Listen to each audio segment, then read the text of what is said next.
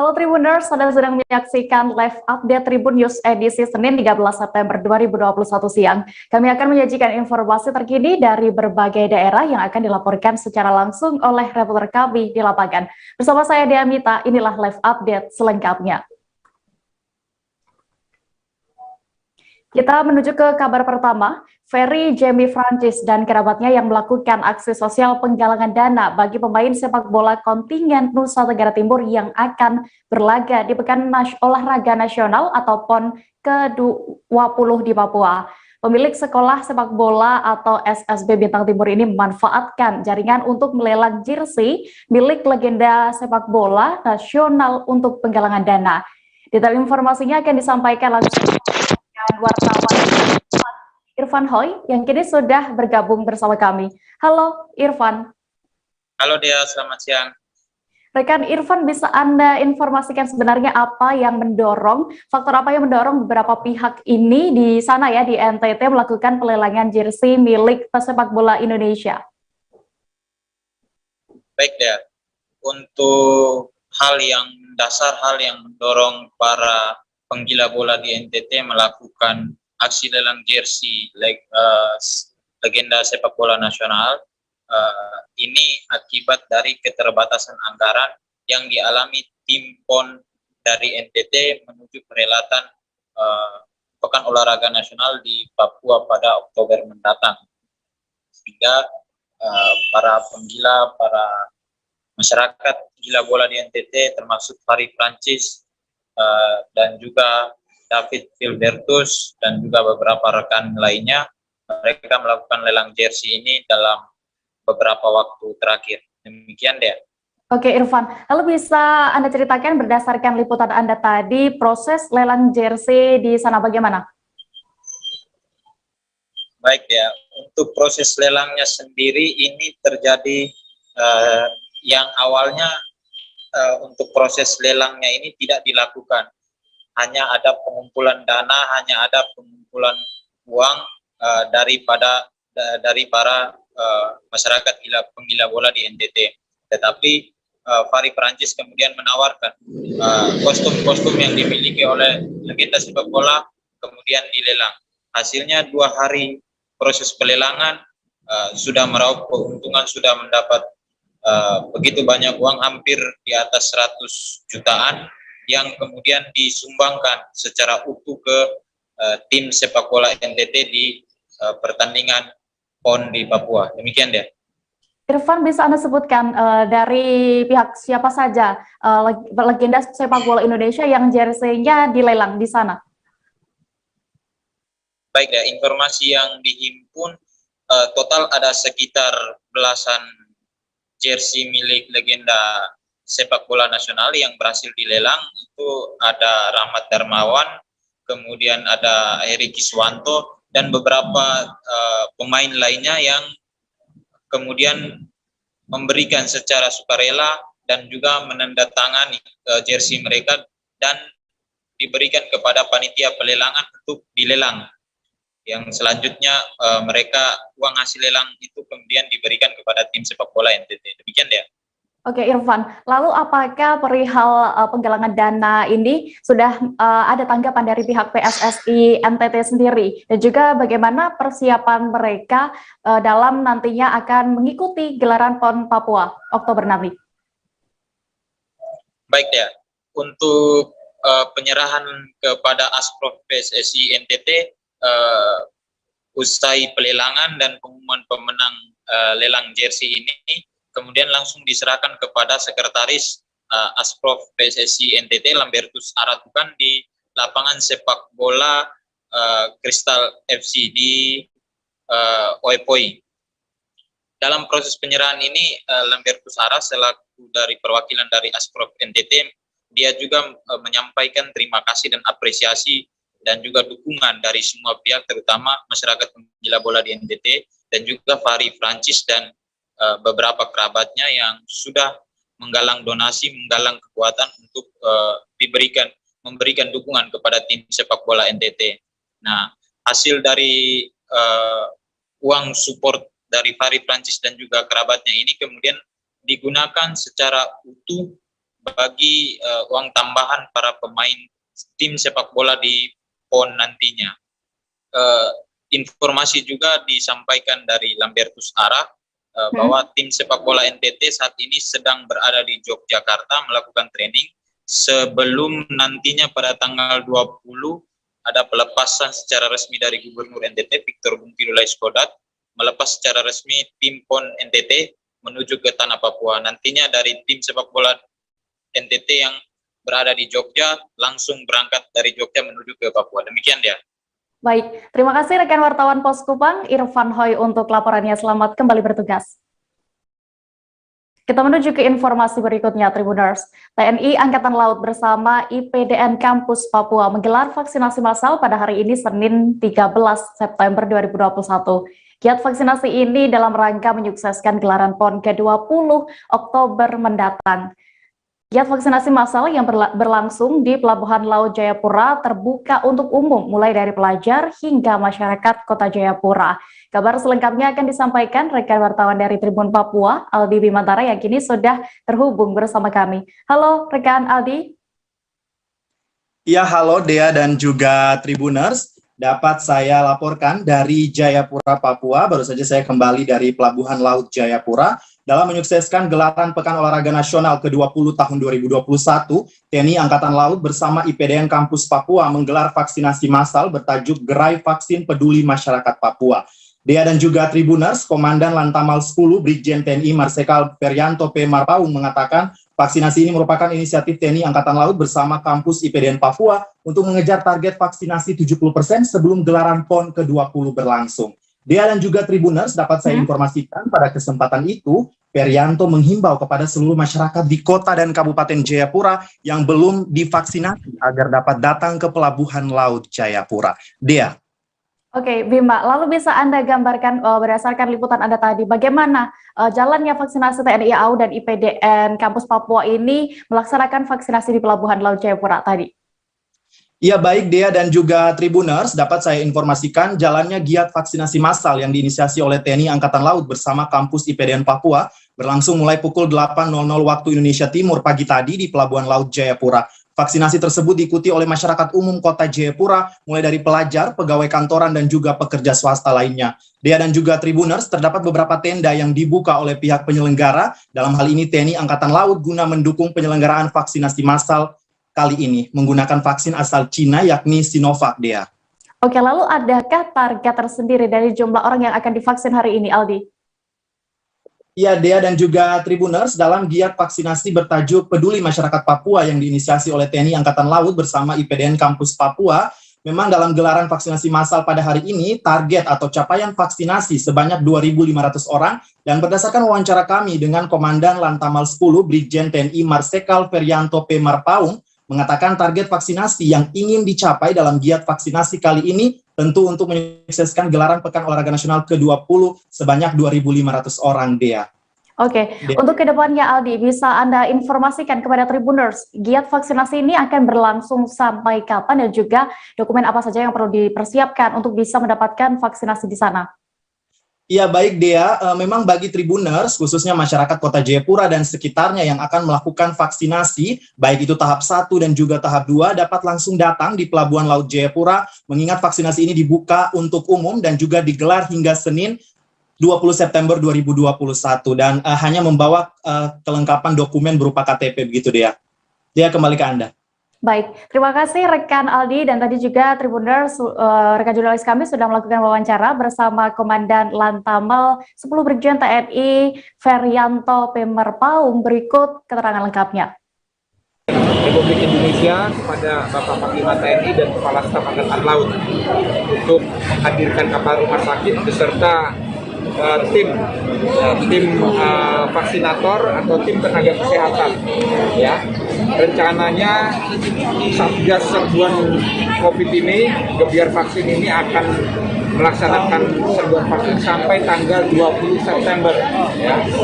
Jadi sampai tanggal 20 September ini yang perlu diketahui oleh seluruh masyarakat, sehingga kegiatan ini tidak hanya hari ini, ya. Kita harapkan target pemerintah daerah untuk mencapai 70% ya yang sudah tervaksinasi, anggota masyarakat nanti bisa diraih, bisa didapatkan. Sampai dengan kemarin data dari pemerintah daerah anggota masyarakat yang tervaksin masih di angka 53%. Berarti masih ada 17% yang belum tervaksin. Kita harapkan 17% ini nanti bisa kita selesaikan dalam waktu 2 minggu ini. Kementerian Agama Republik Indonesia wilayah Sulawesi Barat menggelar vaksinasi massal pada hari ini, Senin 13 September 2021. Dalam penyelenggaraan kegiatan ini, Kemenak Sulbar bekerja sama dengan Kepolisian Daerah Sulawesi Barat. Vaksinasi massal berlangsung di Aula Kantor Kakanwil Kemenak Sulbar di Kecamatan Simboro dan Kepulauan Mamuju, Sulawesi Barat. Kabar selengkapnya akan disampaikan rekan wartawan dari Tribun Sulbar, Abdul Rahman, yang kini sudah terhubung bersama kami. Halo rekan Rahman.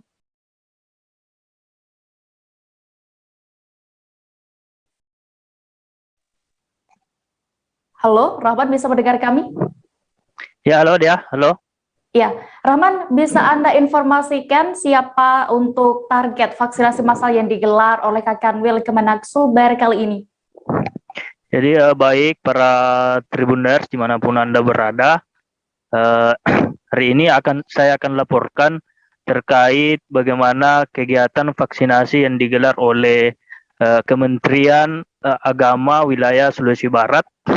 Dan memang pagi tadi kegiatan digelar pada pukul 9.00 pagi dan bekerja sama dengan Kepolisian Daerah atau Polda Sulawesi Barat.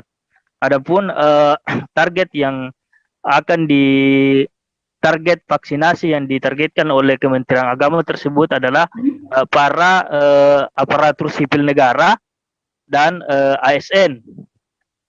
Bahwasannya Kakanwil Kementerian Agama mengatakan, Mufli Befat mengatakan bahwa kegiatan ini memang diperuntukkan untuk para ASN yang belum sempat melakukan vaksinasi. Seperti itu dia. Baik, lalu berdasarkan pantauan Anda tadi di lokasi dan informasi yang Anda himpun, ada berapa jumlah peserta yang divaksin hari ini, Rahman? Nah, pihak Kementerian Agama juga mengatakan bahwa target atau peserta yang akan dicapai itu adalah sekitar 300 peserta. Dan itu termasuk juga para ASN dan masyarakat umum lainnya juga. Untuk seperti jenis itu, vaksin yang digunakan? Nah, untuk jenis vaksin sendiri itu menggunakan vaksin Moderna. Baik, Tribuners, tadi rekan Rahmat juga sudah melakukan wawancara bersama Kakanwil Kemenak Sulbar, Muflih B. Fatah. Berikut liputan lengkapnya untuk Anda. Apa yang dilakukan hari ini Kemenak, Pak? Ya, hari ini kami di Kanwil Kementerian Agama Sulawesi Barat kerjasama dengan Polda Sulawesi Barat melakukan vaksinasi massal. Ini adalah program nasional yang harus didukung oleh Kementerian Agama. Dan alhamdulillah di Kemenak Kabupaten, di pondok-pondok pesantren, madrasah itu sudah terlaksana.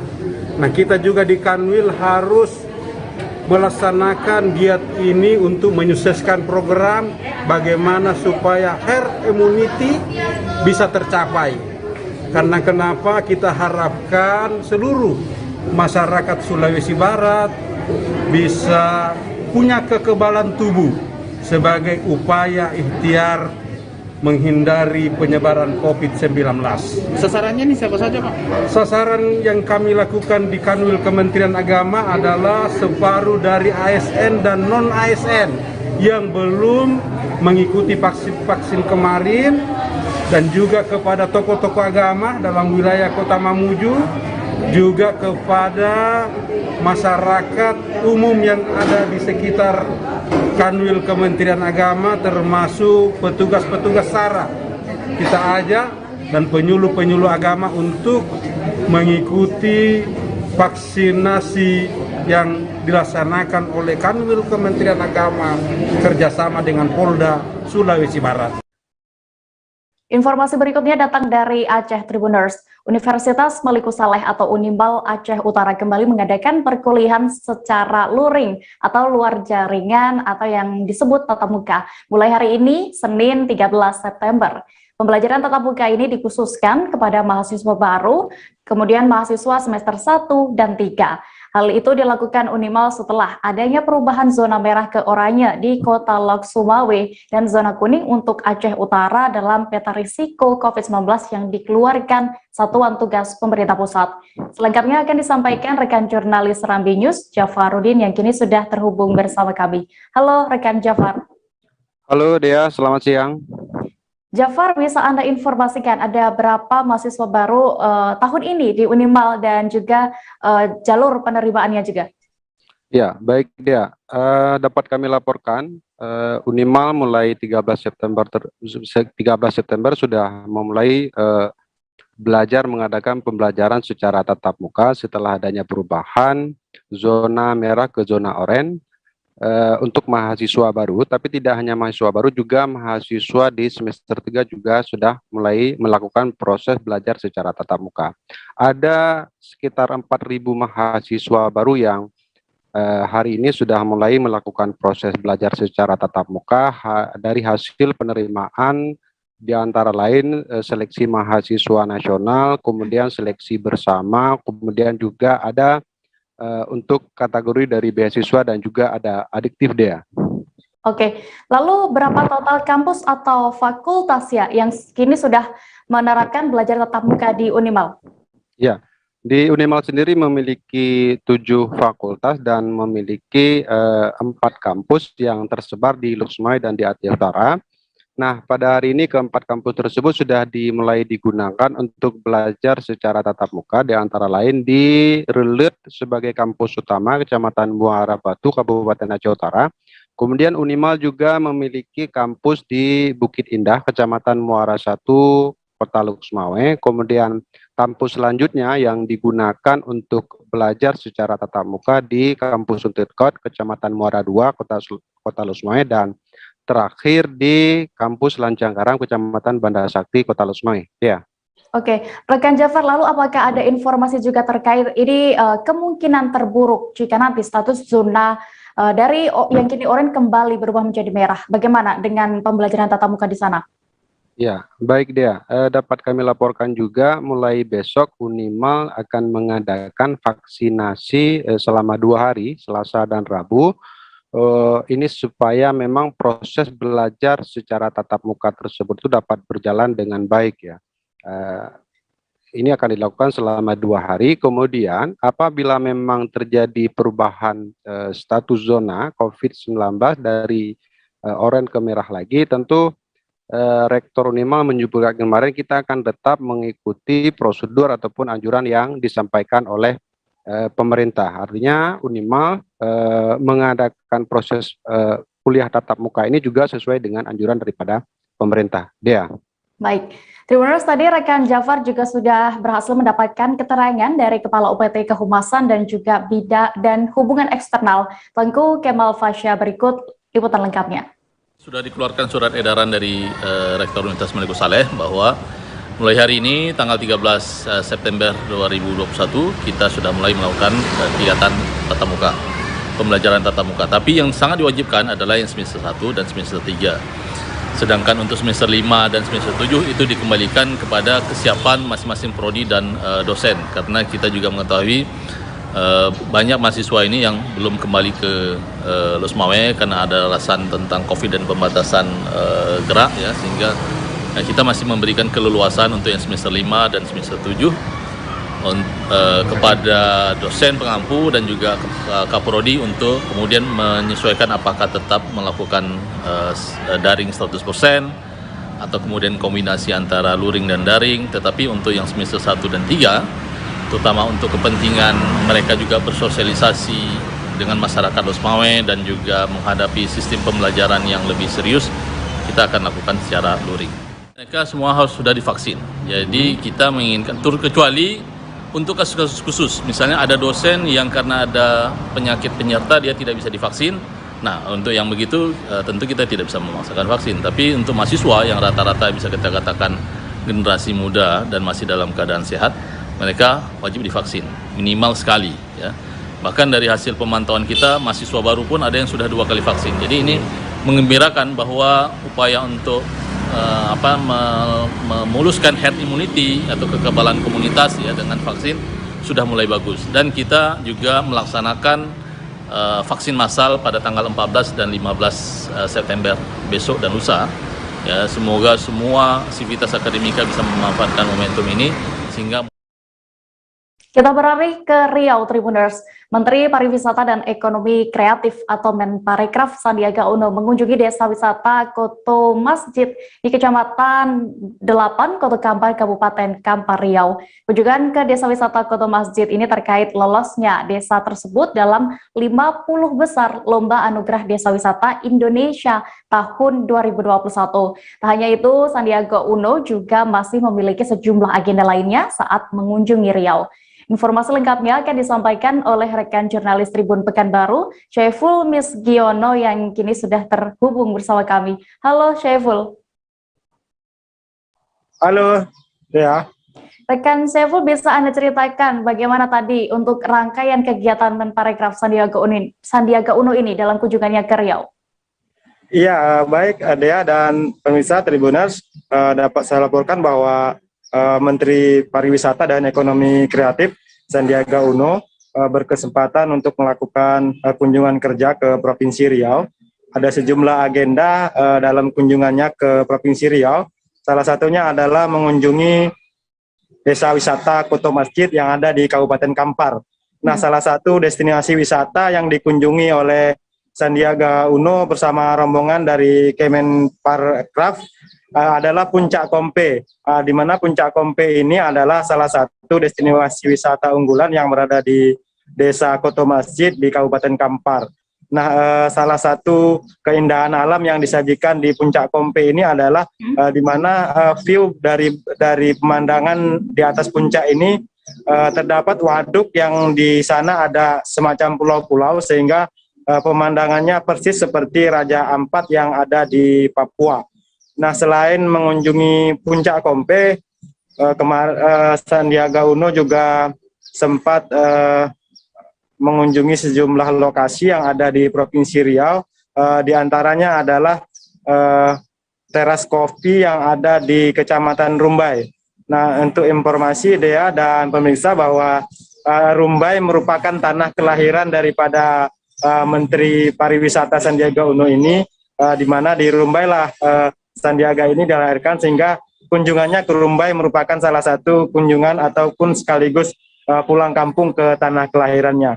Nah, sebelum kembali ke Jakarta, kemarin Sandiaga Uno sempat mengunjungi gerai budaya dan ekonomi kreatif yang ada di Lembaga Adat Melayu Riau di Jalan Diponegoro, Pekanbaru. Begitu, Dea. Baik. Syaiful, tadi disebutkan desa wisata Koto Masjid ini masuk ke dalam 50 besar Lomba Anugerah Desa Wisata Indonesia tahun 2021 ini. Bisa Anda sebutkan apa saja keunggulan desa wisata itu? Iya, baik Dea dan pemirsa, dapat kami sampaikan bahwa Desa Koto Masjid masuk dalam 50 besar desa wisata nasional, di mana salah satu keunggulan daripada Desa Koto Masjid ini adalah ikan patin. Sehingga Desa Koto Masjid dijuluki dengan Kampung Patin, karena memang sebagian besar warga yang bermukim di desa ini mereka adalah beternak patin. Dalam satu hari itu mereka bisa menghasilkan 15 ton per harinya, sehingga dalam sebulan ada 400 ton ikan patin yang dihasilkan dari satu desa ini saja. Nah, selain ikan patin, Dea, ada banyak produk turunan yang dihasilkan oleh warga setempat yang semuanya berbahan baku dari patin. Mulai dari kerupuk kulit patin, kemudian abon patin, bakso patin, siomay patin, nugget patin, otak-otak patin, cilok patin, batagor patin, hingga sampai es dawet yang juga terbuat dari ikan patin.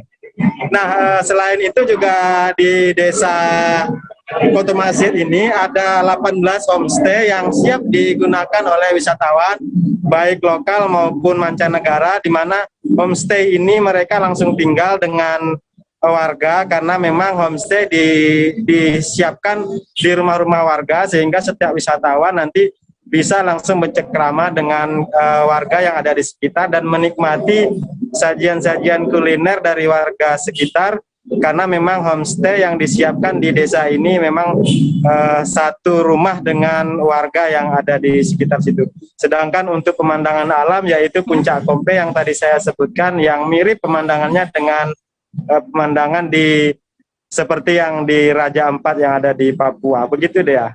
Oke, Syaiful, lalu saat liputan kunjungan Menparekraf itu ya, bagaimana kesan dan juga pesan Sandiaga Uno saat kembali ke Riau?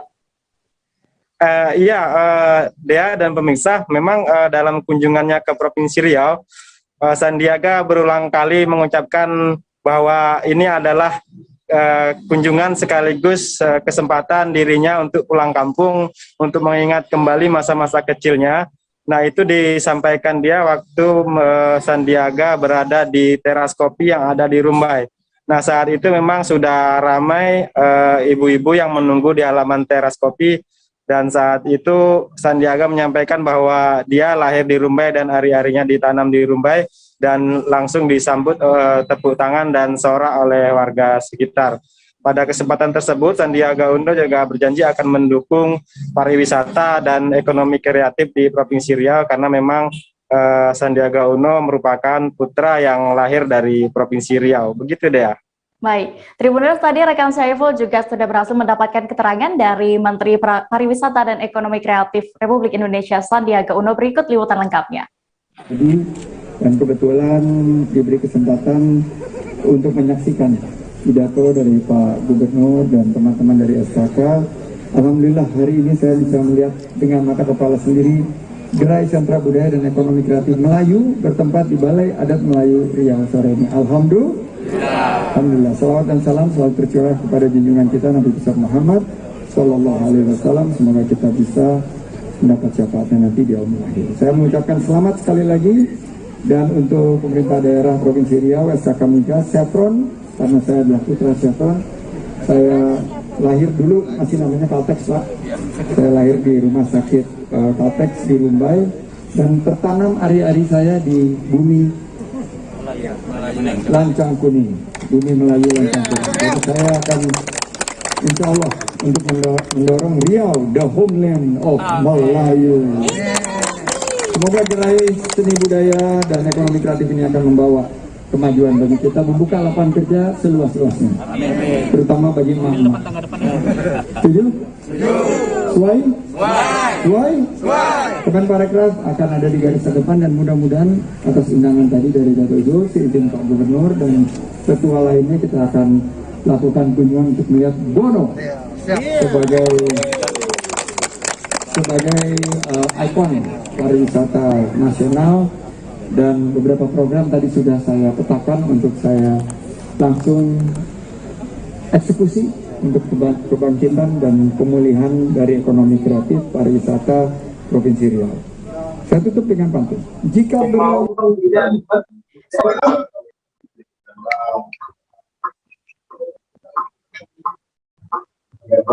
Oke, apa kabar Bang Arif di sini untuk strateginya?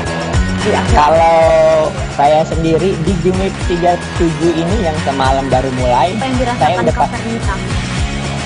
Sebenarnya aku nggak ngerasa itu penangkapan atau penggerbegan atau apapun itu, karena gitu posisinya aku kriteria. Jadi kita mengenal disebut dengan stroke yang tidak berdarah dengan stroke yang berdarah. Stroke yang tidak berdarah itu biasanya ditandai dengan adanya penyumbatan. Kalau itu penyumbatan di sini mungkin pikirnya tidak ke situ kali ya, tapi kalau di Korea atau di Kamboja itu ada beberapa paper yang saya itu mas, ya dulunya tukang koran. Oh gitu ya, tukang koran. Ya saya baca itu Pak. Tuh kan pernah baca kan? Ya. Jadi kalau saya jadi pangdam itu udah bersyukur banget. Si anak ini dijadikan sebagai tersangka begitu.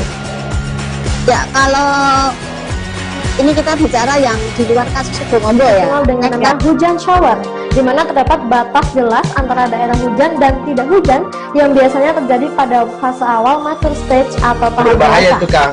Jadi mulai artinya terjadinya perlembekan. Nah itu untuk penetrasi akan sulit begitu ya. Dok, saya ini memang tidak mudah, bukan urusan tanah diambil.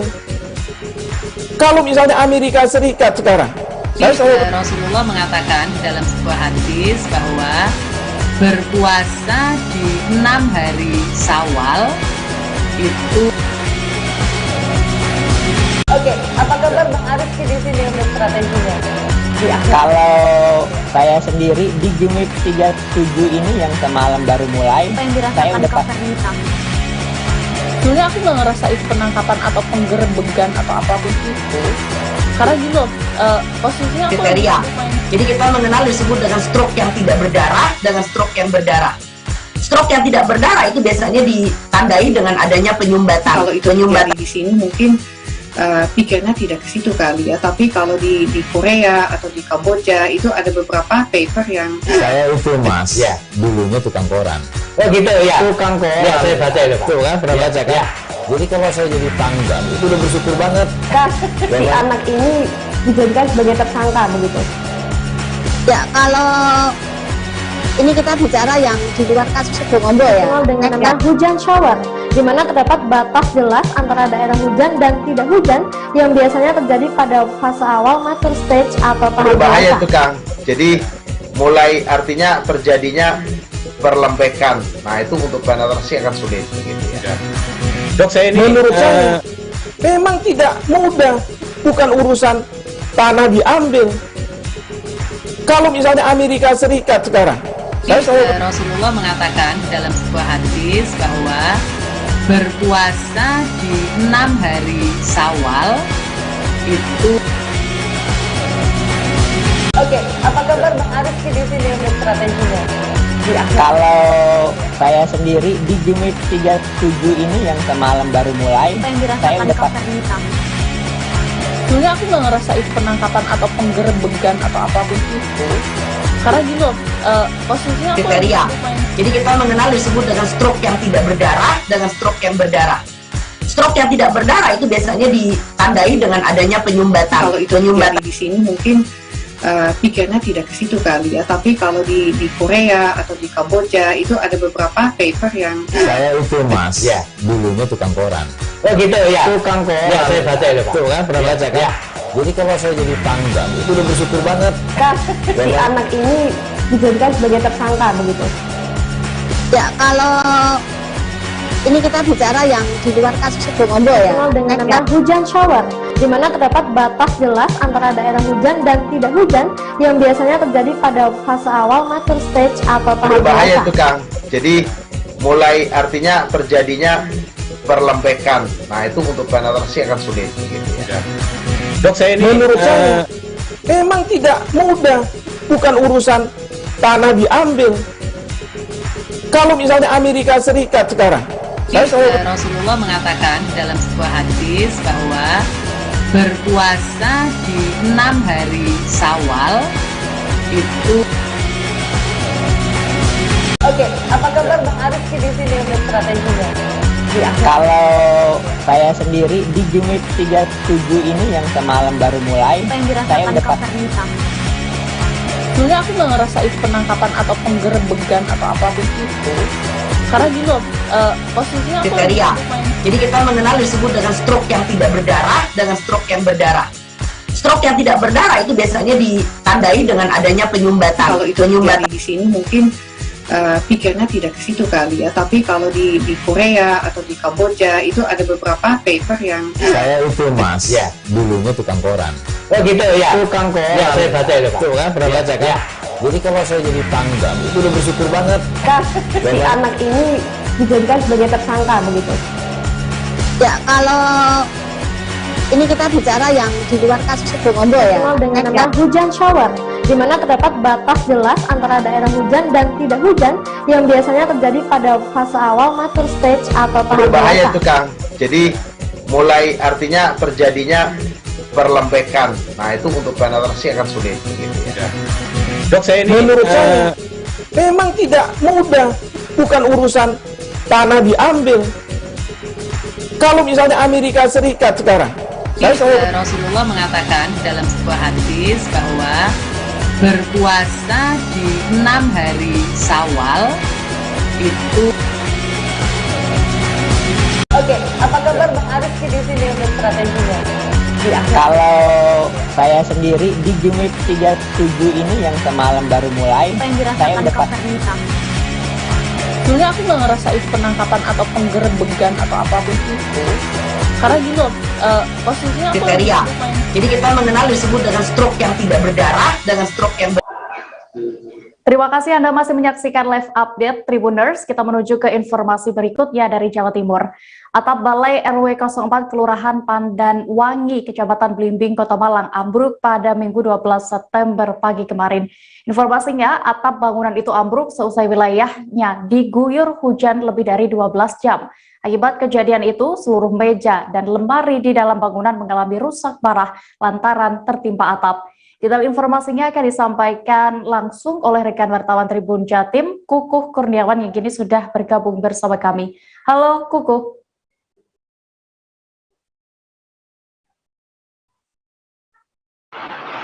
Halo rekan Dea. Ya, rekan Kukuh, bisa Anda ceritakan bagaimana kronologi ambruknya atap Balai RW 04 Kelurahan Pandan Wangi, Kota Malang ini? Jadi menurut Ketua RW 4 Kelurahan Pandan Wangi, Kecamatan Blimbing, Kota Malang, Ridwan, mengatakan kejadian itu terjadi sekitar pukul 8 pagi. Jadi awalnya kejadian itu diketahui oleh salah satu guru tari yang sedang berlatih di dekat Balai RW. Sebelum ambruk, terdengar suara gemuruh dari dalam Balai RW. Tak berselang lama, seluruh atap Balai RW tersebut ambruk secara tiba-tiba. Lalu kalau untuk dugaan penyebab ambruknya atap Balai RW 04 Kelurahan Pandan Wangi ini apa, Kukuh? Faktor utamanya diduga adalah faktor cuaca dan usia bangunan yang sudah cukup tua. Karena menurut Pak Ridwan, sejak Sabtu siang hingga Minggu dini hari kemarin di wilayah tersebut selalu diguyur hujan deras. Dan selain itu bangunan itu sudah berdiri sejak tahun 1989. Dan penyangga plafon terbuat dari kayu, kemungkinan kayunya tidak kuat untuk menahan genteng. Oke, lalu apakah ada informasi terkait berapa total kerugian yang dialami akibat ambruknya atap Balai RW 04 Kelurahan Pandan Wangi ini? Diperkirakan kerugiannya mencapai 100 juta dan oleh warga sekitar sudah dilakukan proses tahap laporan ke BPBD Kota Malang dan pihak kelurahan pun sudah melakukan pengecekan dan alhamdulillah tidak ada korban jiwa dalam kejadian itu karena posisi bangunan tersebut kosong dan tidak berpenghuni. Oke, lalu apakah sudah ada langkah yang dilakukan oleh warga sekitar ataupun pihak terkait pasca ambruknya atap Balai RW 04 ini? Kukuh. Warga sekitar pun setelah melakukan pelaporan ke BPBD Kota Malang, warga sekitar pun bergotong royong untuk melakukan pembersihan material sisa longsoran atap tersebut. Baik, terima kasih rekan wartawan Tribun Jatim, Kukuh Kurniawan untuk laporannya. Selamat kembali bertugas. Beralih ke informasi berikutnya, Tribuners. Di masa pandemi ini banyak aktivitas yang mengharuskan keluar rumah menjadi terganggu. Satu di antaranya adalah proses belajar mengajar. Sejumlah daerah yang saat ini masih ada yang harus dilakukan secara daring. Seperti yang dialami Rosdiana, bocah berusia 7 tahun yang kini duduk di bangku kelas 2 sekolah dasar. Namun orang tuanya mengaku anaknya masih kesulitan untuk membaca lantaran kurang dalam memahami apa yang disampaikan guru selama belajar jarak jauh. Informasi terkait keadaan Rosdiana dan juga keluarganya akan disampaikan rekan jurnalis Warta Kota, Andika Panduwinata yang kini sudah terhubung bersama kami. Halo rekan Andika. Halo, siang. Ya, Andika, bisa Anda ceritakan tadi bagaimana sebenarnya kendala yang dialami selama pembelajaran jarak jauh ini?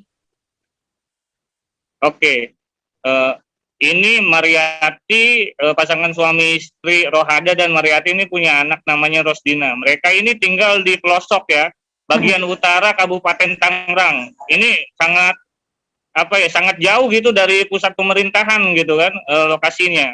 Di sana pun kesulitan sumber daya manusianya dari latar belakang keluarganya yang misalnya tidak mengenyam pendidikan tinggi, sehingga Rosdina ini sulit untuk belajar ya, apalagi belajar online. Dia punya kakak kelas 1 SMP itu yang mengajarkannya, dan sampai kelas 2 ini Rosdina itu masih belum bisa membaca. Dia hanya tahu huruf saja, mengeja pun lama gitu kan. Ini yang kendala yang dialami ya selama pembelajaran tatap online ya. Ini ya, pembelajaran online. Jadi tanggap lambat lah untuk menangkap materi yang diberikan oleh guru ya. Oke, ini kendala akibat dari belajar online tadi ya, sulit menangkap apa materi yang diberikan guru. Lalu, apakah juga ada masalah terkait gadget seperti handphone dan juga kuota untuk pembelajaran daring ini, Andika? Ya, masalah gadget ini sudah pasti ya. Mereka ini dari keluarga miskin, ayahnya itu cuma ngebuka las. Untuk serabutannya aja dia kerja kayak misalnya metik sayuran, kuli bangunan. Handphone itu sekeluarga punya satu doang, dan itu pun tidak canggih gitu kan. Kadang-kadang ngeheng gitu kan. Ketika misalnya dia belajar online, sinyal pun sulit gitu, sulit banget. Apalagi kalau misalnya pulsa ya, pulsa itu dia beli per minggu itu 30.000 dan total itu 120.000 per bulan dibeli oleh keluarga ini untuk belajar dari kakak adik ini nih. Kelas 1 SMP kakaknya Rosdina ini kelas 2 SD ya. Oke, Andika, saat Anda temui di kediamannya, bagaimana dengan harapan yang disampaikan orang tua dari Rosdiana ini untuk kedepannya? Saya melihat orang tuanya ini sabar banget, sabar gitu kan. Anaknya ini semangat nih, anaknya semangat gitu kan. Tapi tetap aja dia lambat gitu menangkap materi nih. Orang tuanya berharap ini kalau misalnya secepatnya buat tatap muka gitu. Karena dari pihak keluarga juga susah gitu kan untuk memberikan suatu pembelajaran di situ, ada keterbatasan yang ada di keluarga tersebut gitu kan. Harapan mereka ini segera tatap muka. Kalau tidak itu dikhawatirkan nih tumbuh kembangnya Rosdina nih, bagaimana nih masa depannya nih kalau misalnya dia belum bisa baca juga gitu kan. Seperti itu. Baik, Tribuners, tadi rekan Andika juga sudah melakukan wawancara bersama Mariati, ibu dari Rosdina. Berikut keterangan lengkapnya. Ya, Bu. Siti Rosdina, Ibu Mariati. Bapak izin, Pak. Bapak Rohada. Bapak Rohada ya. Oh. Ini anaknya kalau belajar gimana, Bu? Belajar sekolah, Bu? Kalau online. Kalau online ya suka diajarin sama ayahnya. Kadang susah gitu. Susah ya dapat satu sinyal, kedua kadang anaknya juga agak nggak ngerti gitu. Belum menerima ya karena online itu, kecuali kalau bisa tatap muka mungkin bisa ya. Tatap muka kayaknya bisa, kalau online agak namanya anak-anak kadang susah gitu. Benar. Sabar gitu. Sabar. Kelas berapa ini? Itu Rosdina? Kelas 2. Kelas 2 SD. Tapi sudah tahu huruf? Kalau huruf sih udah tahu, baca juga sedikit-sedikit bisa. Dia lama aja gitu. Bacanya lama, ngeja. B-U-B-U-D-I-D. Budi. Tapi lama itunya. Iya, lama. Nulisnya juga lama, orang belajar jam 9, kan kalau nulis gitu. Iya. Ibu yang ngedampingin bagaimana tuh, ibarat katanya? Atau sabar juga? Sabar. Nggak tahu gitu, kan A-nya disuruh. Yang disuruh? Iya, kalau saya kurang ngerti gitu pelajarannya. Iya, benar. Karena sama A-nya. A-nya kelas berapa? Dia SMP kelas 1. SMP kelas 1. Oh, ini anak kedua? Iya. Oh, gitu. Tapi pembelajarannya pakai online berarti ada HP? HP 1 buat internet? Iya. Kuota gimana tuh, Bu? Kuota sih paling beli paketan aja. Paketan aja? Iya. Oh, sinyal juga susah ya? Sinyalnya kadang susah, karena sinyalnya kadang kok putus lagi belajar.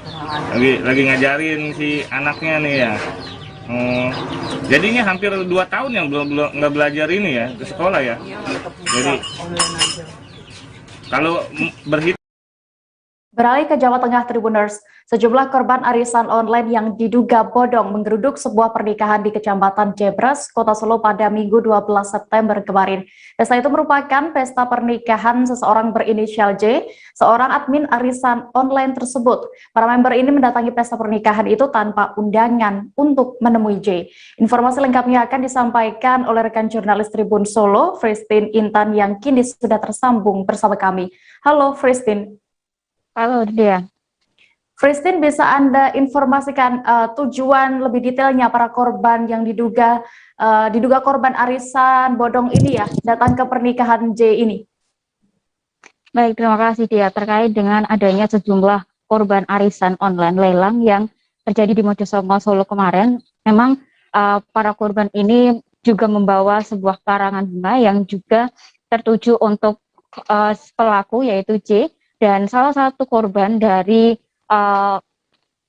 arisan lelang ini adalah Baranaunya yang mengatakan bahwa tertipu akan dugaan pelaku yang bermodus lelang arisan dan selama berbulan-bulan tidak ada kabar. Memang untuk ini adalah salah satu aksi dari para pelaku untuk segera, maksudnya salah satu aksi dari korban untuk terduga pelaku ini segera membayar dengan sejumlah uang, ataupun bukan sejumlah lagi, tapi jutaan rupiah uang yang harus dibayarkan oleh J ini, Dea. Oke, lalu bagaimana pantauan keadaan pernikahan saat para korban ini menggeruduk pestanya? Baik, untuk pantauan di lokasi saat itu, saat korban datang langsung masuk ke area pernikahan, dan saat itu juga dari tersangka ataupun maksud saya pelaku ini langsung diamankan oleh pihak keluarga, dan para keluarga langsung bertemu dengan para korban, dan saat itulah terjadi kericukan antara kedua belah pihak, dan pelaku juga sempat mengirimkan karangan bunga memicu emosi dari keluarga karena di dalam karangan bunga itu tertulis bahwa si J ini harus membayar ratusan juta yang udah dia bawa berapa bulan ini, walaupun sebelumnya sudah ada kesepakatan akan melakukan pembayaran pada bulan April. Namun sampai akhir September ini ataupun di awal September ini tidak ada kabar, dan dia juga berjanji akan membayar menggunakan aset keluarga ataupun aset rumahnya dijual untuk membayar semua utangnya yang totalnya sekitar 160 juta untuk satu korban saja, dan masih banyak lagi korban. Ya. Oke, lalu bagaimana saat itu nasib acara pernikahan J ini? Apakah tetap dilanjutkan atau bagaimana? Baik, untuk pesta resepsi dari J ini sendiri langsung dilakukannya pembubaran dari pihak Satpol PP dan juga kepolisian dari Polsek Jebres Solo. Memang sebelumnya sudah dilakukan himbauan bahwa tidak boleh melakukan resepsi pernikahan dari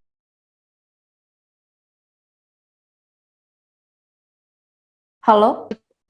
Dan mengaku sudah melakukan kemungkinan terburuknya untuk J ini akan dibubarkan ataupun banyaknya kepolisian yang akan membubarkan lokasi resepsi ini. Iya, Fristin?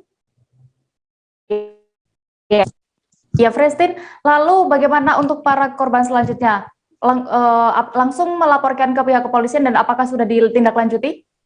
Baik, pada hari kemarin juga tepat pukul 3, para korban ini langsung menuju ke Polresta Surakarta terkait dengan adanya laporan ini. Dari Polresta Surakarta juga langsung menyambutnya, maksud saya langsung menerima laporannya, namun karena adanya bukti-bukti yang belum lengkap sehingga para korban ini dimintai untuk melakukan pelaporan ulang pada hari esok ataupun nanti pada Selasa kemarin besok, seperti itu dia. Dan memang untuk saat ini baru satu korban saja yang melaporkan dan masih banyak lagi korban. Dari pengakuan Bara sendiri, korban masih banyak sekitar puluhan, dengan setiap korbannya itu mengalami kerugian sekitar 100 jutaan hingga 1 miliar apabila digabungkan.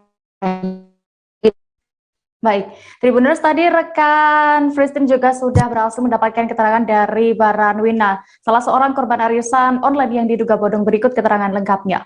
Enggak ada, Mas. Aku di WA juga enggak, di WA tak telepon enggak dibales-bales, enggak ada konfirmasi apa-apa. Katanya kan mau ada pelunasan toh, tapi sampai sekarang juga enggak ada. Katanya mau jual aset juga enggak ada buktinya sampai sekarang. Makanya saya melaporkan beliau. Mau bikin nikahan, malah bikin acara nikahan loh, Mas. Oh iya, itu jelas. Nanti saya akan ketemu sama teman-teman yang udah jadi korbannya Mbak Judas. Kan banyak, Mas, gak cuma aku aja. Kira-kira ada berapa? Banyak ya, soalnya dari luar Jawa juga banyak. Dari luar Jawa. Nominalnya mungkin bisa tembus 1 M ya? Bisa.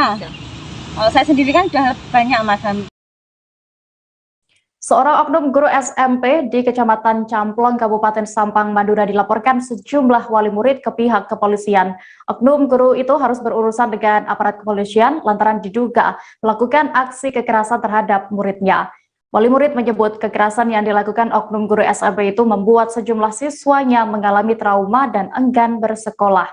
Kabar selengkapnya akan disampaikan rekan wartawan dari Tribun Madura, Hanggara Pratama yang kini sudah terhubung bersama kami. Halo Hanggara. Halo rekan Dea. Hanggara, bisa Anda informasikan apa yang digunakan atau dugaan penganiayaan seperti apa yang dilakukan oknum guru SMP itu kepada siswanya?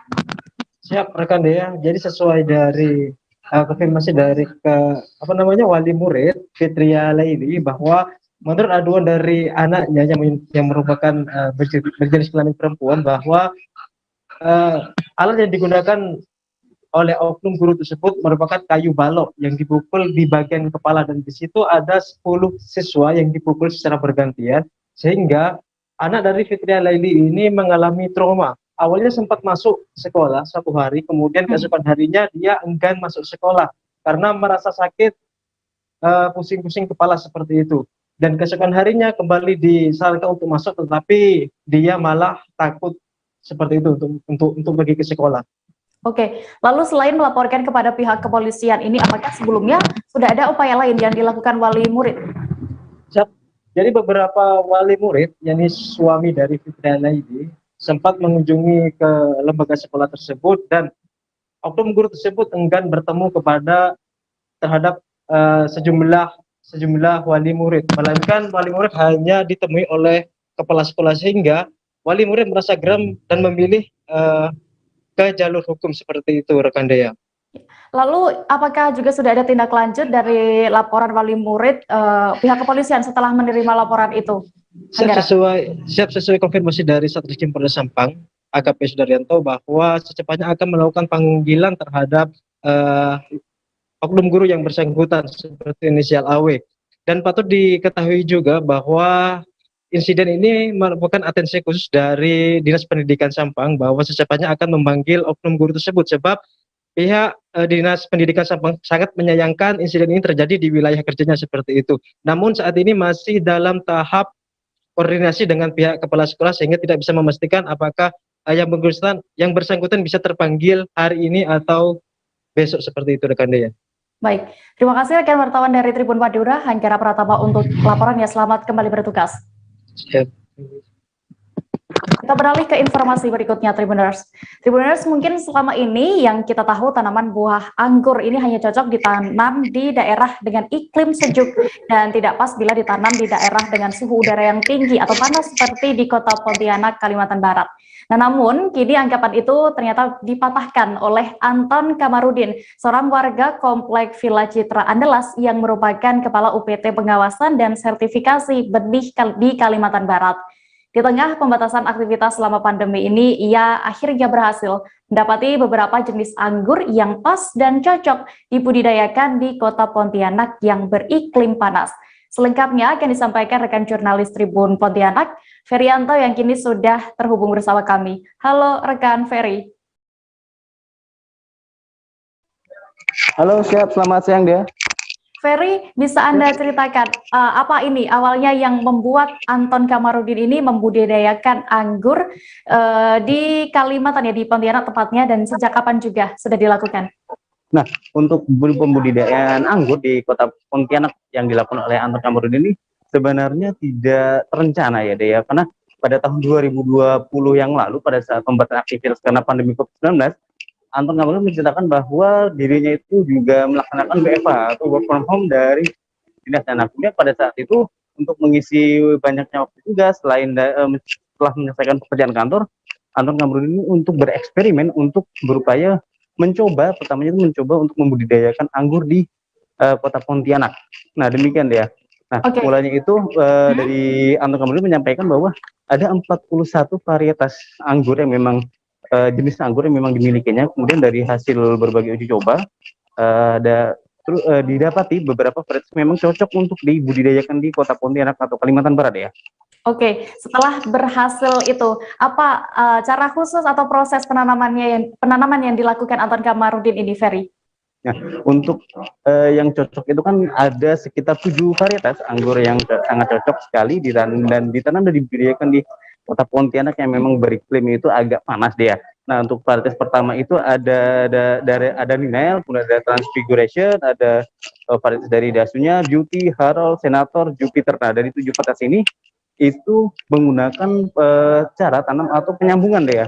Jadi yang batang yang dibawa atau tanaman yang ditanam di tanah itu menggunakan varietas dari anggur-anggur asam, karena memang anggur asam ini kan sifatnya gampang sekali tumbuh. Nah, kemudian pada saat di batang atasnya itu disambung dengan 7 varietas yang ini. Nah, 7 varietas yang dikembangkan ini merupakan anggur impor yang memang memiliki rasa manis, kemudian disambung dengan anggur yang rasanya asam yang memang gampang sekali tumbuh di mana saja dia. Demikian. Oke, lalu apakah sudah banyak masyarakat di sana di Pontianak yang mengetahui tentang budidaya anggur di Pontianak dan bagaimana responsnya? Nah, untuk masyarakat saat ini sudah cukup banyak yang mengetahui, bahkan di dalam satu gang ini atau satu komplek ini di depan gerbang itu juga sudah dibudidayakan anggur jenis Jupiter ya.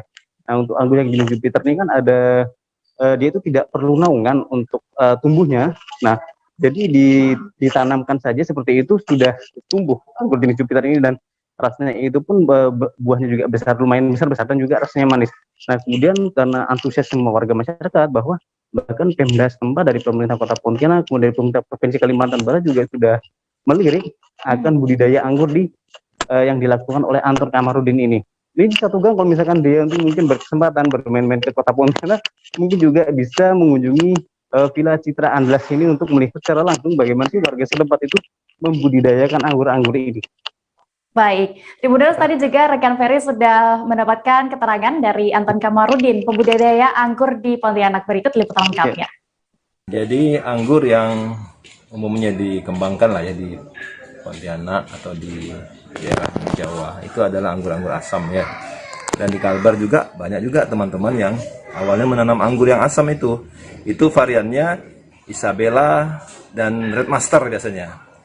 Kemudian di masa pandemi kemarin kita coba berinisiatif untuk menyambungnya dengan varian-varian yang dari luar.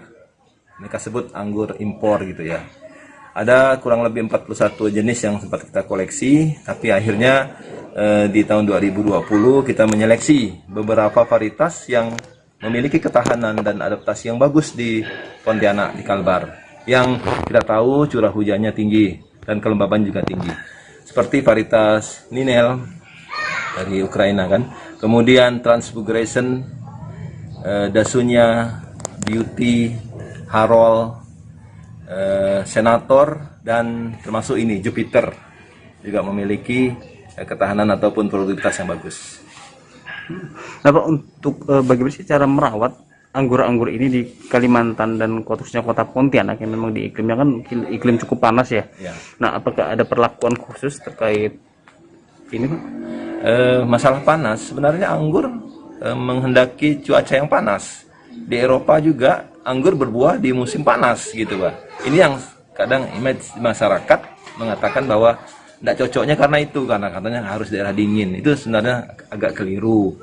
Jadi untuk itu kita coba menyesuaikan anggur yang senangnya di daerah yang relatif kering. Makanya kita untuk beberapa varietas tadi yang nggak tahan, kita tanam di bawah naungan ataupun naungan plastik ya, greenhouse lah seperti itu ya.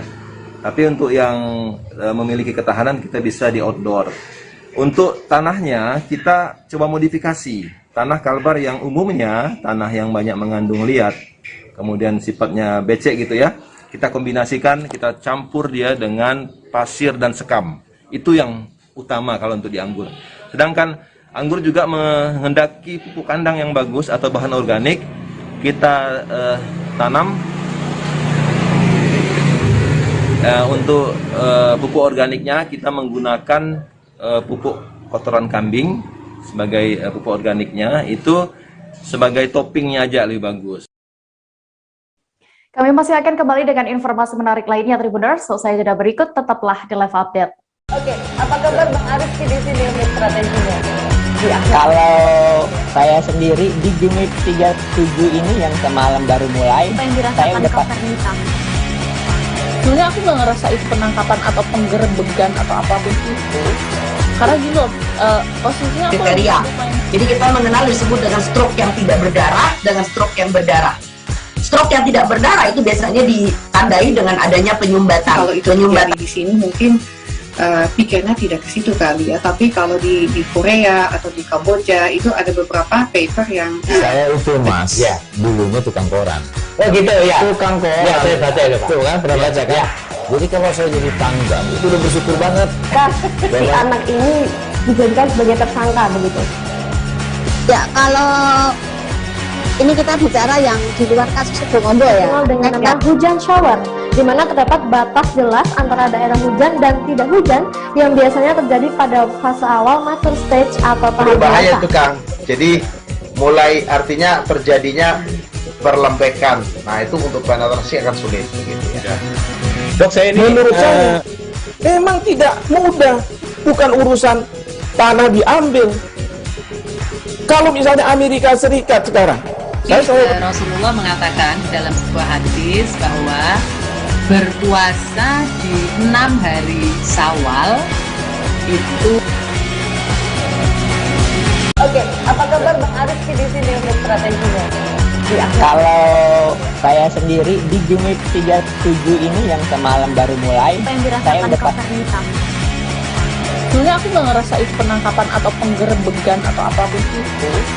Karena gini loh, posisinya aku kriteria. Jadi kita mengenal disebut dengan stroke yang tidak berdarah dengan stroke yang berdarah.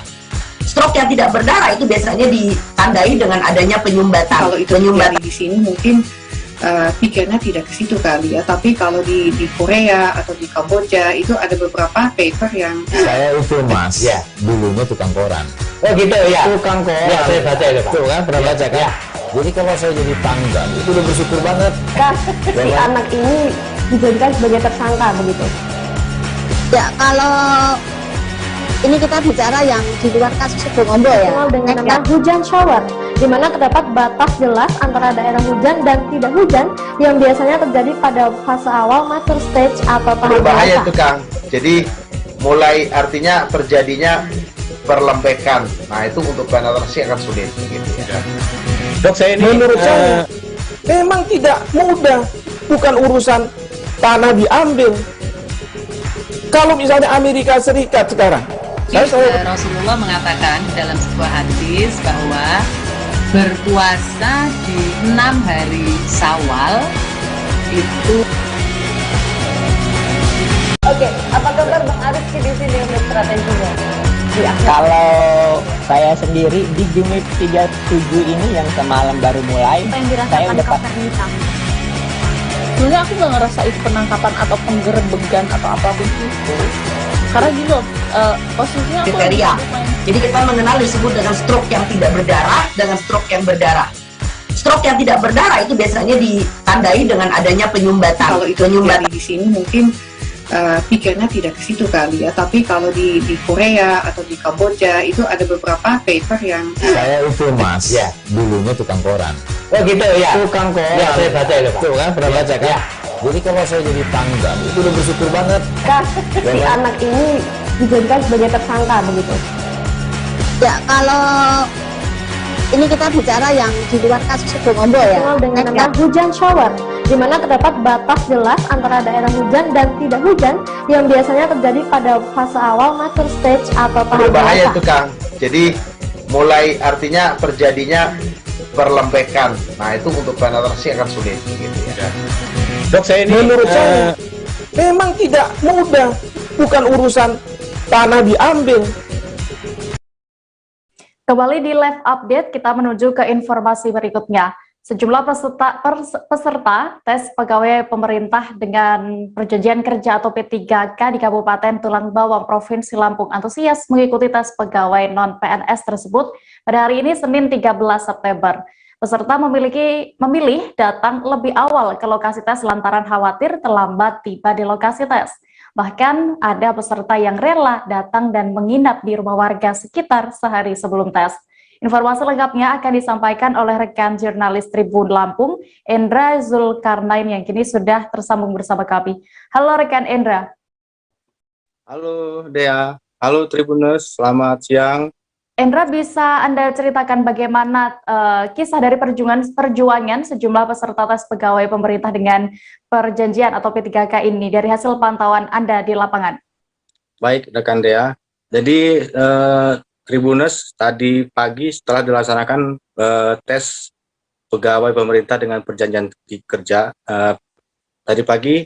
Jadi sejak pagi tadi banyak dari peserta tes ini memang sudah mendatangi lokasi. Bahkan ada dari mereka yang sejak kemarin sore sudah tiba di lokasi dan mereka memilih menginap di rumah warga karena panitia tes menjadwalkan pelaksanaan tes itu dilaksanakan pukul 7 pagi sehingga mereka yang berada jauh dari Kabupaten Tulang Bawang itu memilih tiba di lokasi lebih awal sehingga mereka lebih memilih menginap di rumah warga sekitar di lokasi tes dan beberapa masjid karena mereka khawatir nanti ketika pelaksanaan tes akan ada keterlambatan karena lokasi tes ini berada di ada di wilayah pedalaman dari Kabupaten Tulang Bawang sehingga daripada mereka nanti terlambat mereka memilih untuk menginap di sekitar lokasi tes. Demikian rekan Dea. Oke, Endra, lalu sebenarnya tes P3K ini sendiri sampai kapan? Apakah hanya dilakukan hari ini saja? Dan juga apabila ada peserta yang terlambat, apakah akan ada didiskualifikasi atau bagaimana? Ya, dari informasi yang saya dapat dari panitia tadi, pelaksanaan tes P3K ini dilaksanakan sejak tanggal 13 September hingga 16 September mendatang. Jadi tadi memang ada dispensasi dari panitia, karena lokasi tes sendiri agak masuk di pedalaman, dispensasi setengah jam untuk peserta yang ada keterlambatan. Namun, jauh-jauh hari sebelumnya, panitia memang sudah mengingatkan peserta agar datang lebih awal di lokasi supaya tidak ada keterlambatan. Karena peserta tes P3K di Tulang Bawang ini memang tidak hanya dari Kabupaten Tulang Bawang, ya.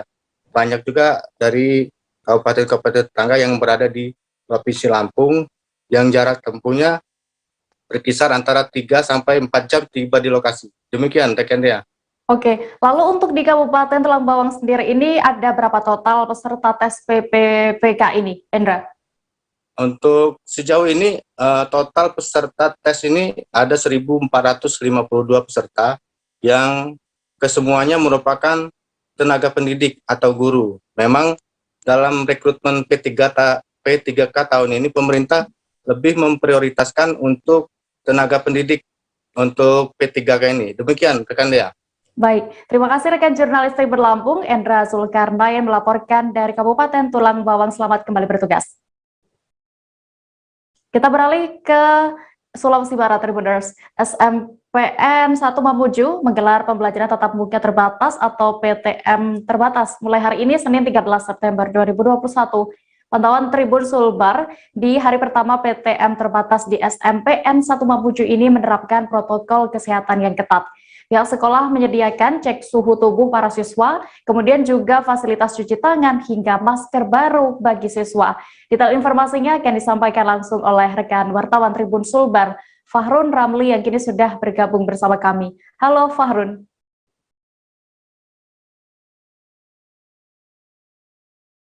Halo, rekan Fahrun, bisa mendengar kami? Ya, rekan Dea. Iya, bisa Anda informasikan bagaimana untuk bentuk atau metode pembelajaran yang dilaksanakan di SMPN 1 Mamuju ini? Ya, betul sekali. Hari ini, hari pertama SMP Negeri 1 Mamuju itu menggelar pembelajaran tatap muka secara terbatas. Adapun pantauan di lokasi, sekolah menerapkan protokol kesehatan yang ketat, menyediakan alat cuci tangan, alat pengukur suhu tubuh, dan masker baru. Adapun mengenai pembelajaran atau metode pembelajaran yang diterapkan selama PTMT atau pembelajaran tatap muka terbatas, itu mata pelajaran disederhanakan. Dalam satu hari itu hanya ada 2 mata pelajaran. Adapun jadwal masuk yaitu jam 7.30 sampai jam 10.30 baru jam 10.30. Adapun sesi pembelajaran itu dibagi menjadi 2 kelompok. Kelompok pertama masuk sekitar 15 sampai 20 siswa, dan kelompok kedua masuk di sekitar jam 9.30, seperti itu rekan dia. Oke, Farun, berdasarkan pantauan Anda tadi saat PTM terbatas hari pertama di Mamuju ini, bagaimana tanggapan para siswa saat kembali memasuki sekolah? Ya, banyak sekali beragam banyak tanggapan dari siswa, termasuk banyak siswa di SMP 1 Mamuju ini itu terlambat datang ke sekolah. Pasalnya salah satu nama siswa yang terlambat datang sekolah itu Fikri. Pada saat dijumpa di lokasi, ia mengaku bahwa belum terbiasa bangun pagi atau rutinitas bangun pagi itu belum terbiasa sehingga dia terlambat datang sekolah. Di mana selama 2 tahun terakhir ini dia sekolah online. Sehingga untuk rutinitas paginya itu kayak bangun pagi apa segala macam dia baru membiasakan kembali seperti itu rekan dia. Lalu untuk tanggapan dari wali kelas sendiri saat PTM terbatas di hari pertama ini bagaimana, Farun? Tanggapan wali kelas tersendiri itu dia sangat senang dan mengaku juga senang bisa bertemu kembali dengan para siswa, dan senang juga karena metode pembelajarannya itu tidak lagi online, di mana kalau online itu menurutnya kurang efektif karena dia harus mampu menyampaikan materi pelajaran dengan waktu yang seefisien mungkin dan dibatasi dengan pembelajaran jarak jauh. Tetapi dengan pembelajaran tatap muka ini, dia sudah bisa kembangkan materi kurikulum yang diajarkan kepada siswa, sehingga sangat bagus, dan para siswa dan wali siswa juga sangat semangat mengikuti pembelajaran tatap muka terbatas. Baik, Tribuners, tadi rekan Farun juga sudah mewawancarai Usmanto selaku Kepala Sekolah SMPN 1 Mamuju Sulbar. Berikut keterangan lengkapnya. Bagaimana suasana pembelajaran tatap muka pertama kali, Pak? Bagaimana penerapannya? Alhamdulillah pada hari ini kita sudah mulai pembelajaran tatap muka terbatas. Tentu sudah diawali dengan persiapan-persiapan. Untuk SMPN kita Mamuju itu ada beberapa yang sudah dipersiapkan. Yang pertama pernyataan dari orang tua ya, untuk mengizinkan anaknya untuk tatap muka terbatas. Kemudian pendiri dan tenaga kependidikan sudah tervaksin, namun masih ada beberapa orang yang tunda karena ada riwayat penyakit yang tidak memungkinkan untuk vaksin. Jadi sementara ini ada yang disuruh minum obat, ada yang disuruh menyembuhkan dulu penyakit yang dia derita.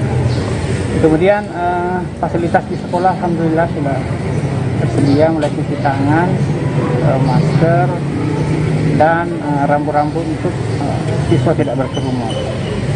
Berapa jumlah siswa yang masuk ini, Pak?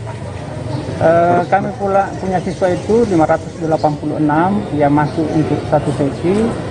Sesi ini adalah sekitar 230-an. Jadi pembelajaran ini Pak dibagi dalam 2 sesi ya Pak? Iya, jadi pembelajaran ini dibagi dalam 2 sesi. Jadi setiap kelas itu kita bagi menjadi kelompok A, kelompok B. Kelompok A itu dia masuk pada sesi 1, kelompok B dia masuk pada sesi 2. Dan isi kelas itu paling banyak 50%. Berarti ada pagi ada sore begitu, Pak? Bukan pagi Pak, karena ini kan hanya 2 jam, bukan 2 jam. Jadi dia anak-anak menerima 2 mata pelajaran. Besok lagi datang 2 mata pelajaran. 2 mata pelajaran satu hari, Pak Di? Iya. Oh, kalau kantin apa, Pak? Belum buka? Jadi untuk sementara kantin ditutup, Pak. Sambil menunggu perkembangan berikutnya. Pelaksanaan tes seleksi kompetensi dasar atau SKD calon pegawai negeri sipil atau CPNS di pemerintahan Provinsi Bangka Belitung akan dimulai pada esok hari 14 hingga 20 September 2021 mendatang. Menjelang 1 hari pelaksanaan SKD di lingkungan Pemprov Babel ini, sejumlah peserta telah melakukan tes di beberapa fasilitas kesehatan dan laboratorium kesehatan daerah Dinas Kesehatan Pemprov Babel pada hari ini, Senin 13 September 2021 pagi. Kabar selengkapnya akan disampaikan rekan wartawan dari Bangka Pos, Riki Pratama yang kini sudah terhubung bersama kami. Halo Riki. Halo, Dea. Ricky, berdasarkan pantauan Anda tadi, bagaimana untuk situasi lokasi rapid test antigen dan PCR di Labkes Dababel tadi? Baik dia, untuk saya baik pemirsa Tribuners, saya akan laporkan bahwa pelaksanaan rapid test antigen yang merupakan syarat untuk peserta CPNS yang melakukan ujian SKD pada besok 14 hari, pada 14 sampai 20 September terlihat ramai, membludak, artinya banyak antrian dan kerumunan yang terjadi di halaman Labkesda. Mereka ingin melakukan tes satu kali 24 jam yang merupakan syarat untuk mengikuti tes CPNS pada esok hari, begitu ya. Oke, lalu apakah sudah ada hasilnya? Mungkin seperti terpantau ada peserta yang positif atau semua aman, Ricky? Baik, dari pantauan kami dari pukul 8 pagi hingga pukul 11 siang tadi, ada sebanyak 8 peserta yang melakukan tes antigen. Dari 8 itu rata-rata hasilnya negatif, tidak ada yang hasilnya yang positif ya. Lalu seperti apa kebijakan Pemprov Babel terhadap layanan ke peserta yang ingin ikut tes CPNS ini? Terlebih memang harus melakukan tes antigen atau PCR juga untuk mengikuti SKD itu. Baik, kebijakan dari pemerintah Provinsi Babel yang disampaikan oleh Gubernur Babel Erzaldi Rosman mengatakan bahwa mereka akan menggratiskan tes PCR antigen untuk peserta yang kategori miskin dengan membuktikan atau membawa surat keterangan miskin dari pemerintah setempat. Apabila mereka memiliki surat keterangan miskin, maka mereka akan digratiskan untuk melakukan tes antigen, tapi tidak untuk PCR. Begitu, Dea. Oke, Tribuners, tadi rekan Ricky juga sudah melakukan wawancara bersama Kepala Labkesda Provinsi Bangka Belitung, Sujari, berikut keterangan lengkapnya. Kebijakan dari Pak Gubernur, kita ikuti beliau memberi kebijakan pada kita bahwa untuk yang tidak mampu tetap kita melayani yang tidak mampu. Kalau yang mampu diusahakan untuk berbayar. Hampir 2 tahun pandemi Tribuners, lokasi swab antigen gratis yang dibuat Dinas Kesehatan Sulawesi Utara kini mulai terpantau sepi pada hari ini Senin 13 September. Sebelumnya, saat Kota Manado dan beberapa daerah zona merah masih banyak masyarakat yang antusias untuk memeriksakan diri ke lokasi swab antigen. Sementara ini, sebagaimana data dari Satgas COVID-19 Sulut, kini tidak ada lagi zona merah di 15 kabupaten dan kota di sana. Kabar selengkapnya akan disampaikan rekan wartawan dari Tribun Manado, Fistel Mbukuan yang kini sudah terhubung bersama kami. Halo Fistel. Halo Dea, selamat sore Tribuners. Fistel, bisa Anda informasikan untuk swab antigen dilakukan pemerintah Sulawesi Utara ini sejak kapan sudah digencarkan? Ya, sejak pandemi 2020 di Sulawesi Utara, saat itu 14 Maret 2021. Dengan begitu, dengan kerja keras pemerintah Provinsi Sulawesi Utara, pemerintah langsung membuat swab antigen gratis. Namun saat itu tahun yang lalu masih dilaksanakan di Dinas Kesehatan Provinsi Sulawesi Utara. Tapi saat ini sejak 4 atau 5 bulan yang lalu sudah dilaksanakan di ex kantor pajak, karena di situ suasananya lebih terbuka. Itu kurang lebih sudah 4 sampai 5 bulan yang lalu, sehingga swab antigen gratis dilaksanakan di tempat ini. Rekan Dea. Oke, Fistel, berarti benar ya, swab antigen di Sulawesi Utara ini sendiri masih dibuka untuk umum dan juga tidak dipungut biaya. Lalu bisa Anda informasikan untuk di mana saja lokasi pemeriksaan swab antigen ini bisa didatangi oleh para warga dan juga dibuka sejak pukul berapa dan setiap hari apa? Ya, ini rekannya dilaksanakan di Jalan 17 Agustus, Bumi Beringin, Kota Manado, Sulawesi Utara, lebih tepatnya di dekat perkantoran kantor Gubernur Sulawesi Utara. Dan untuk swab antigen ini dibuka dari hari Senin sampai hari Sabtu. Untuk hari Senin sampai Jumat dibuka sejak pukul 9 hingga pukul 11. Namun untuk hari Sabtu hanya dibuka dari pukul 9 hingga pukul 10.30 atau setengah 11. Dan juga kami sudah telah mengkonfirmasi pada salah satu perawat, memang saat ini untuk masyarakat yang melakukan swab antigen tidak seperti yang lalu-lalu.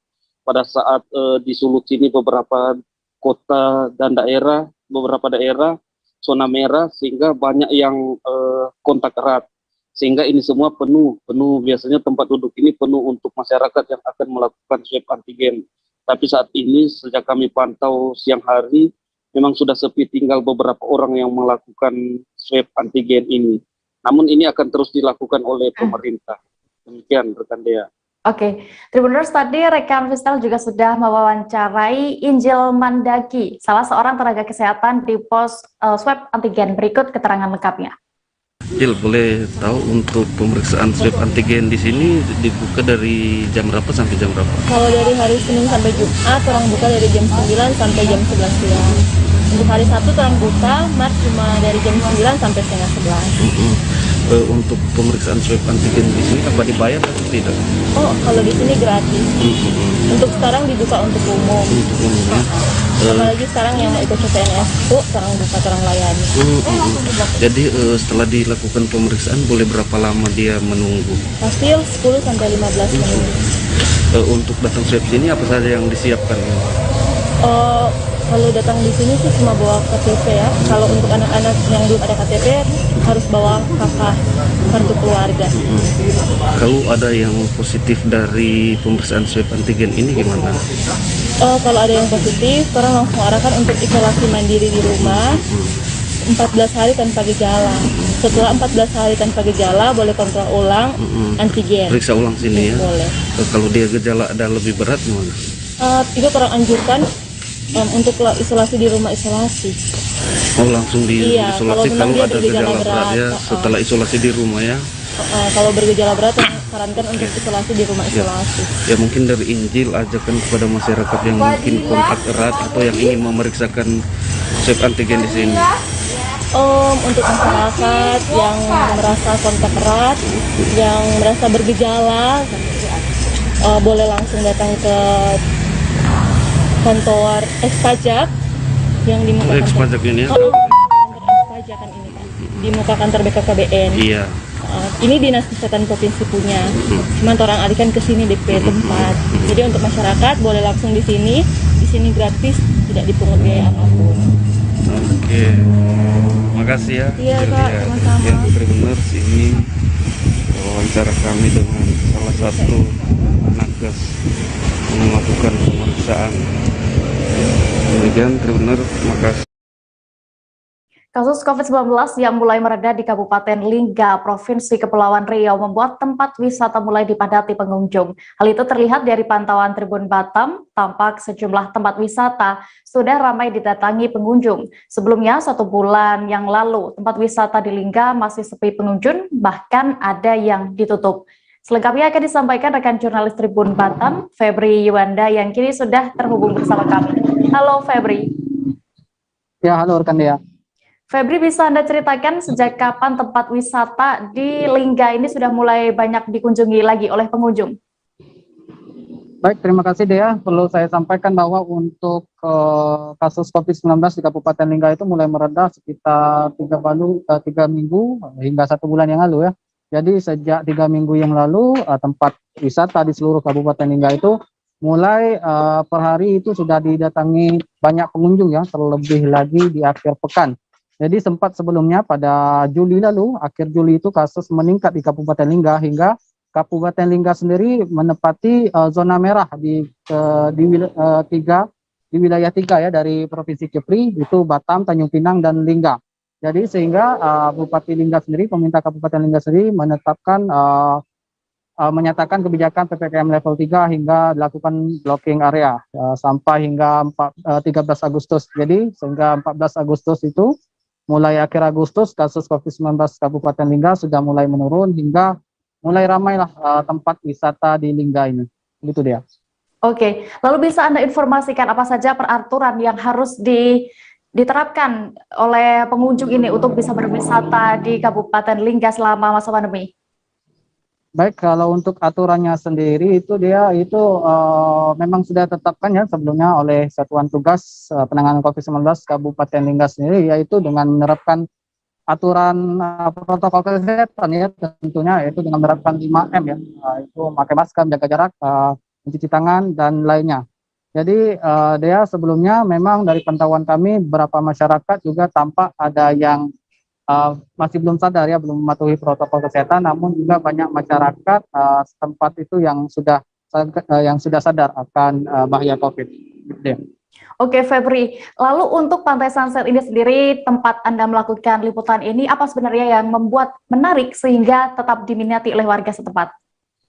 Nah, baik Dea, kalau untuk Pantai Sunset ini sendiri ya, tepatnya di Desa Sungai Buluh, Kecamatan Singkep Barat, Kabupaten Lingga, yang merupakan memang satu-satunya yang paling ramai dikunjungi ya di wilayah Singkep Barat sendiri, karena memang pantai ini merupakan pantai yang baru, pantai yang masih asri, yang pantai fasilitasnya memang diadakan atau dibangun oleh masyarakat setempat ya, oleh swadaya masyarakat. Memang belum ada fasilitas yang dibangun oleh pemerintah, sehingga memang di sini Pantai Sunset ini merupakan pemandangan komplit ya. Di situ ada pohon mangrove-nya, tempat pengunjung bisa melihat pemandangan alam, dan juga air laut di situ tenang dia, sehingga untuk para keluarga atau orang tua tidak mengkhawatirkan membawa anaknya untuk berenang. Selain itu, sesuai dengan namanya Pantai Sunset ya, di ujung sore, penghujung senja itu memang warna kemerahan, kekuningan itu dihiasi pantai tersebut dengan terbenamnya matahari ya, karena memang betul-betul pantai ini menghadap ke arah barat gitu. Oke, Tribuners, tadi juga rekan Febri sudah melakukan wawancara bersama Dian Fanama selaku pengelola wisata Pantai Sunset. Berikut liputan lengkapnya. Awalnya sekitar tahun 2014 ya, itu awal adanya Pantai Sunset ini. Kita bersama anak-anak KKN kebangsaan, itu dari beberapa universitas, seperti dari Makassar, dari Jambi, ada juga dari Bandung, dan dari Kepri, itu Universitas Maritim Raja Ali Haji. Kita bersama-sama membuka pantai, kita lihat di sini ada potensi ya. Iya. Nah, jadi kita bersama anak kuliah kerja nyata dengan masyarakat Desa Sungai Buluh bersama-sama bergotong royong membersihkan Pantai Sunset ini, membersihkan pantai ini, yang kemudian bisa dilihat hasilnya sekarang sudah lumayan sedikit maju ya. Ada pengunjung, karena menurut kami di sini pantai ini memiliki potensi yang sangat luar biasa. Seperti untuk yang berkunjung ke sini itu bisa menikmati mandi di laut, menikmati mangrove, dan yang paling penting ketika sore hari sunset di sini itu sangat indah, sehingga awan ataupun pemandangan di depan kita ini berwarna merah gitu. Ya, ini disebabkan karena pantai ini benar-benar menghadap ke arah barat. Ya, kalau untuk fasilitas pantai saya kira masih banyak yang kurang ya, karena ini kan hasil swadaya dari masyarakat, hasil gotong royong, artinya masih seadanya fasilitas-fasilitas ini. Sebetulnya kita juga berharaplah kepada pemerintah untuk diperhatikan, karena ini merupakan salah satu objek wisata di Singkep Barat ini, di Kabupaten Lingga, ya, satu-satunya bahkan tempat wisata yang bisa menikmati air laut, mandi air laut, menikmati hutan mangrove, menikmati sunset dan sepaket. Informasi tadi sekaligus menutup perjumpaan kita dalam live update siang ini, Tribuners. Jangan lupa untuk terus memperbaharui kabar terupdate lainnya di seluruh kanal YouTube Tribun Network. Dan juga Tribuners, lantaran masih di tengah pandemi, kami kembali mengingatkan kepada Anda untuk selalu menerapkan protokol kesehatan dengan ketat dimanapun berada. Mewakili kru yang bertugas, saya Diamita pamit. Terima kasih dan sampai jumpa. Jangan lupa like, subscribe, dan share ya.